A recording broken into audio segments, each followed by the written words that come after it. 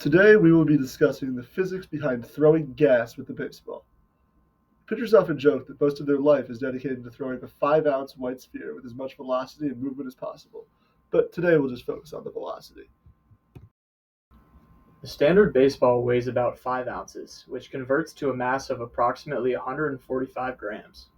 In order to propel it towards the plate with as much velocity as possible, we want to maintain as much energy throughout the pitching motion as we can to maximize the kinetic energy of the ball upon its release.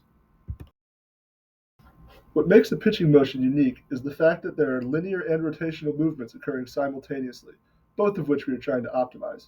The lower body is primarily concerned with linear velocity parallel to the surface of the mound in the direction of home plate, while the upper body's job is to rotate as quickly as possible with correct timing.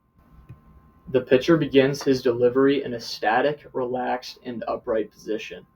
Then, the initial move of the delivery is the leg lift, where the athlete typically moves his center of mass upward relative to the Earth's gravity, increasing his gravitational potential energy by raising his glove side leg. This is a diagram that we will be regularly referring back to, where the dot represents the center of mass of the pitcher throughout the delivery. The leg lift phase of the delivery is shown here, with the primary force being the downward push of the glove side leg in the negative z direction. In the next phase of the delivery, the pitcher is pushing their center of mass down the mound and toward the plate.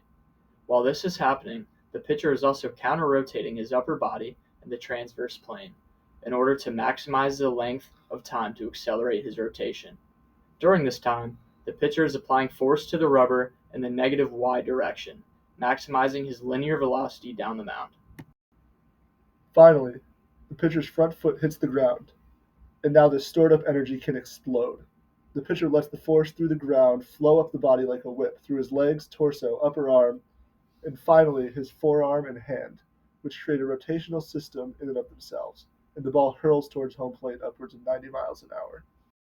After foot strike, the pitcher would like to stop most of the forward motion of the torso and let that kinetic energy travel up through the arm to maximize hand speed at delivery. To do this, a pitcher must apply a very strong force into the ground, or the negative z direction, in order to create enough friction to stop the moving body. This is what it looks like when the pitcher braces over the front leg to stop his momentum down the mound.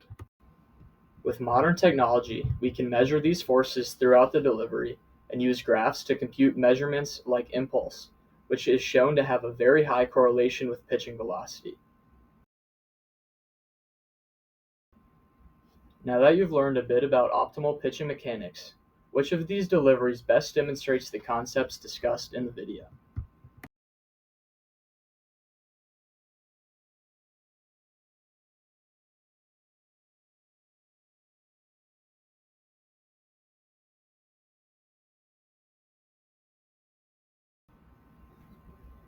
Thanks for watching.